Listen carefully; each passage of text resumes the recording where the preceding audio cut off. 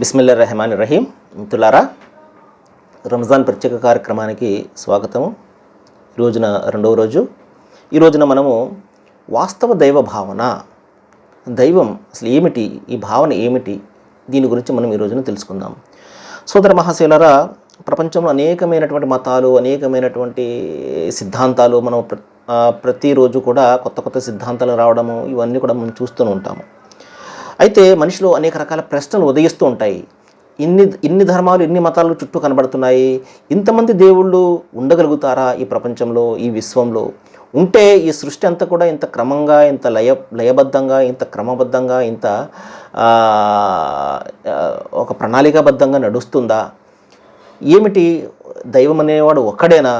మానవులందరూ ఒకలాగా ఎందుకున్నారు? ఈ విధంగా ఒక్కడు కాకుండా అనేక మంది అయితే ఈ విధమైనటువంటి ప్రశ్నలతోటి మనిషి సతమతం అయిపోతూ ఉంటాడు. అయితే అసంపూర్తి సమాధానంతో సంతృప్తి పరుచుకుంటూ ఉంటాడు. అది అంతేలే, ఆనవాయితీ వస్తుంది, పెద్దలందరూ ఈ విధంగా చేశారు, మనం ఈ విధంగా చేయాలి అన్న ఆలోచన ఉంటుంది తప్పించి ప్రాపంచిక వ్యవహారాలు అన్నీ ఆలోచన చేస్తాడు. కానీ దైవానికి సంబంధించినటువంటి విషయాల్లో మాత్రం అతను ఆలోచన చేయడు. భయం వేస్తుంది అతనికి. ఎక్కువగా తెలుసుకుంటే ఎక్కువగా ఎక్కడ ఆచరించాల్సి వస్తుందో అని చెప్పేసి. సోదర మహాశయులారా, సోదరిమణులారా, ప్రాపంచిక విషయాల యొక్క పరిజ్ఞానం మనకు లేకపోయినా నష్టం లేదు. కానీ దైవానికి సంబంధించినటువంటి జ్ఞానం తప్పనిసరిగా మనందరికీ కూడా కావాలి. మన చుట్టూ ఉన్నటువంటి ప్రకృతిని ఒకసారి పరిశీలన చేస్తే మనిషి నిర్మించినటువంటి సృష్టితాలు కనబడతాయి, దైవం చేత నిర్మించబడినటువంటి సృష్టితాలు కూడా కనబడతాయి. మనం చేసినటువంటి నిర్మించినటువంటి అనేక వస్తువులు ఉన్నాయి.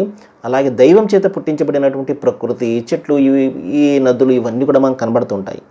అన్నిటిని కూడా ఒకసారి పరిశీలన చేస్తే ప్రతి దానికి కూడా ఒక లక్ష్యం అనేది కనబడుతుంది కామన్గా. ఏమండి, లక్ష్యరహితంగా ఏదైనా మనిషి చేస్తాడా?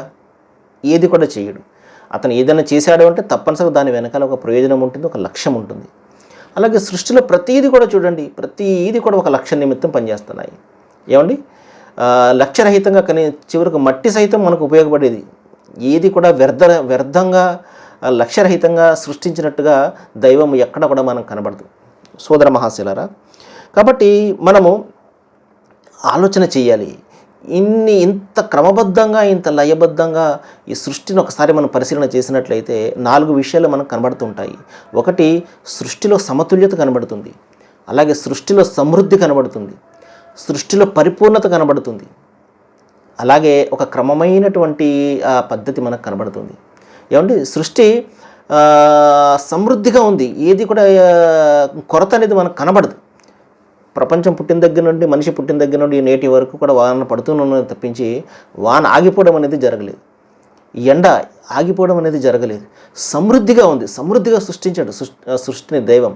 అదేవిధంగా సృష్టిలో సమతుల్యత చూడండి, ఎంత బ్యాలెన్స్గా ఈ సృష్టి మనకు సేవ చేస్తుందో ఒకసారి చూడండి. అలాగే సృష్టిలో పరిపూర్ణత మనకు కనబడుతుంది. అంతా కూడా ఒక పెర్ఫెక్షన్ మనకు కనబడుతుంది తప్పించి అసంపూర్తిగా ఉండడం అనేది ఎక్కడ కూడా మనకు కనబడదు. ఇవన్నీ మనకు సాక్ష్యం ఇస్తుంటాయి. వీటిని వెనక నడిపే శక్తి కేవలం ఒక్కడు మాత్రమే అని చెప్పి. సోదర మహాశయులు, ఆ విషయాన్ని మనం గమనించాలి.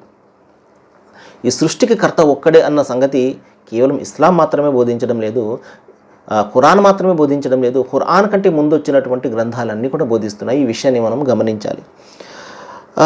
కాబట్టి ఆ సృష్టి ప్రభు అనేవాడు ఒక్కడే, ఆయన తప్ప మరొక ఆరాధ్యుడు లేడు. ఇది మన జీవితంలో మనం తెలుసుకోవాల్సినటువంటి సత్యం.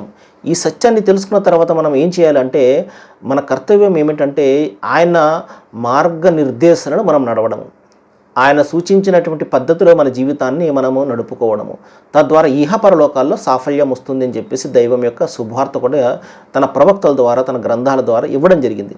కాబట్టి సోదరులారా, సోదరిమణులారా, దైవం ఒక్కడే అన్న సత్యాన్ని మనం ఎప్పుడైతే రూఢీ చేసుకుంటామో, ఎప్పుడైతే మనము దాన్ని కన్ఫర్మ్ చేసుకుంటామో, మనపై ఉండే బాధ్యత ఏంటంటే ఆ సృష్టి ప్రభువుకు పూర్తిగా లొంగి, ఆయనకు పూర్తిగా సమర్పణ చేసుకుని ఆయన ఆజ్ఞ మేర జీవితం గడపడము. కాబట్టి దైవం ఉన్నాడు అని విశ్వసించడం వేరు, ఆయన ఆజ్ఞ మేర జీవితాన్ని గడపడం వేరు. కాబట్టి ఆయన ఆజ్ఞ మేర జీవితం గడిపే వాళ్ళనే ఆయన కరుణిస్తాడు తప్పించి కేవలం నోటి మాటగా దేవుడు ఒక్కడేనని చెప్పినంత మాత్రాన అది అంత మాత్రం కూడా మనకు ప్రయోజనం ఇవ్వదు సోదర మహాశయులారా. కాబట్టి ఈ విధంగా మనిషి యొక్క జీవిత లక్ష్యం ఏంటంటే, మనం ఒక లక్ష్య రహితంగా సృష్టించబడలేదు, లక్ష్య సహితంగా సృష్టించబడ్డాము. అదేమిటంటే మన సృష్టి ప్రభువును మనం తెలుసుకోవాలి, ఆయన ఒక్కడుని తెలుసుకోవాలి, ఆయనకు సంపూర్ణంగా మనం విధేయత చూపించి ఆయన మార్గనిర్దేశంలో జీవితం గడపాలి. రండి, ఇస్లాంని తెలుసుకుందాము. సర్వేజన సుఖ్నో భవంతు. Thank you.